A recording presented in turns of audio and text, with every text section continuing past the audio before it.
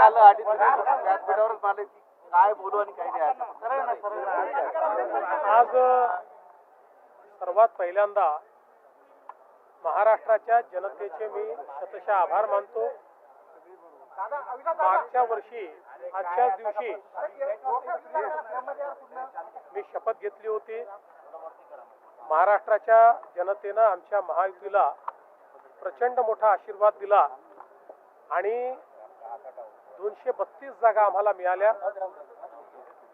आज 1 वर्ष पूर्ण झालेलं आहे. या 1 वर्षामध्ये महाराष्ट्राच्या जनतेला विकासाच्या मार्गाने नेण्याचा प्रयत्न आम्ही केलेला आहे. महाराष्ट्राचं प्रशासन हे एका इन्स्टिट्यूशन सारखं बिल्ड करण्याचा आम्ही प्रयत्न केला आहे. विकासाची कामं आणि लोककल्याणाच्या योजना या दोन्हीमध्ये कुठेही खंड पडू दिलेला नाही. सगळ्या लाडक्या बहिणीची योजना असेल, त्या ठिकाणी शेतकऱ्यांना जी काही मुफ्त ऊर्जा देण्याचा विषय असेल, या सगळ्या गोष्टी आम्ही केलेल्या आहेत.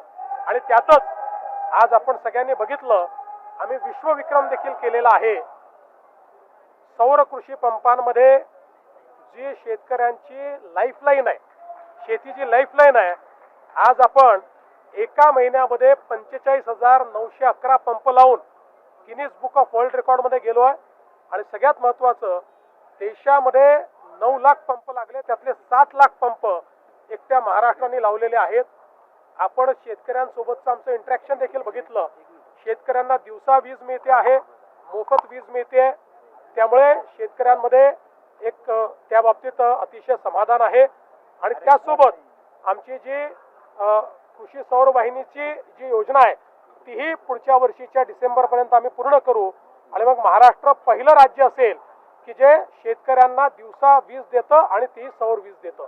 त्यामुळे मला असं वाटतं की खूप सांगण्यासारख्या गोष्टी आहेत. इन्फ्रास्ट्रक्चरची कामं आहेत, वेगवेगळ्या गोष्टी आम्ही केलेल्या आहेत आणि त्याची पावती आम्हाला जनता देते. काहीतरी साध्य झालं नाही म्हणजे काय काय असं नाही आहे. तुम्ही तसं जर मला विचाराल ना, तर मला रात्री झोप याकरता येत नाही की मला खूप गोष्टी दिसतात, हे करायचं राहिलं, ते करायचं राहिलं, अशा अनेक गोष्टी आहेत. कारण 1 वर्षाचा काळ हा काही मोठा होत नाही.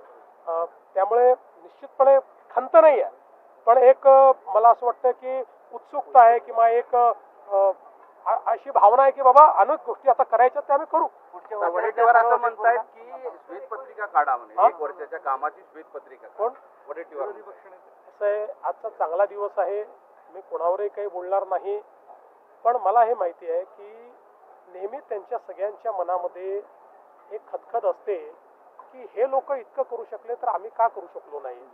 यांनी इतक्या योजना आणल्या, इतकी विकास कामं केली, इतकी इन्फ्रास्ट्रक्चरची कामं केली, तर आम्हाला संधी मिळाली तेव्हा आम्ही का करू शकलो नाही, अशी एक त्यांच्या मनामध्ये ती भावना असते. त्यामुळे ती अनेक वेळा बाहेर निघते. पण मी त्याच्यावर फार काही टीका करणार.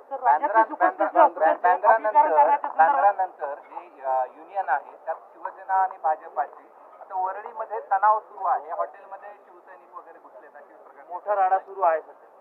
मला काही याबद्दल कल्पना नाही. मी जरूर कल्पना घेईल. पण युनियन काढायचा सगळ्यांना अधिकार आहे, प्रत्येकाने युनियन काढावी. पण कुठल्याही युनियनने कुठल्याही हॉटेलमध्ये किंवा जिथे युनियन आहे तिथे राडा करणं मात्र हे मान्य नाही. ते कोणाची असो, राडा मी होऊ देणार नाही, त्यावर कारवाई होईल.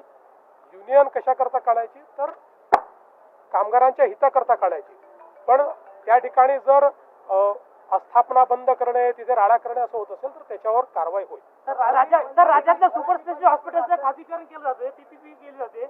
आपण विरोधी पक्षात असताना सांगितलं होतं की मराठवाडा रिझर्वातलं सरकारनं चालवलं पाहिजे, पण आता खासगीकरण कशासाठी केलं जाते? कोणी केलं? कुठलं केलं? असं आहे की मी पहिल्यांदा तर सगळे सुपर स्पेशालिटी आपण चालवतो आहोत, ते कुठेही आपण कोणाला दिलेले नाही आहेत. पण उद्याच्या परिस्थितीमध्ये जर आपल्याला कव्हरेज वाढवायचं असेल तर आपण स्वतंत्र पीपीपीची पॉलिसी आणू शकतो. याचा अर्थ काही आपले सरकारी कोणाला देऊन टाकायचे असं नाही आहे. काही पीपीपी तत्वावर देखील तयार होतील. मुळातला प्रश्न काय आहे, क्वालिटी हेल्थकेअर उभी राहिली पाहिजे आणि त्याच्यामध्ये सर्वसामान्य माणसाला मोफत आपल्या महात्मा फुले जनआरोग्य योजनेतनं उपचार मिळाला पाहिजे. या 2 गोष्टींकडे आपण लक्ष दिलं पाहिजे. त्यामुळे असं काही खाजगीकरण वगैरे कुठलंही नाही आहे.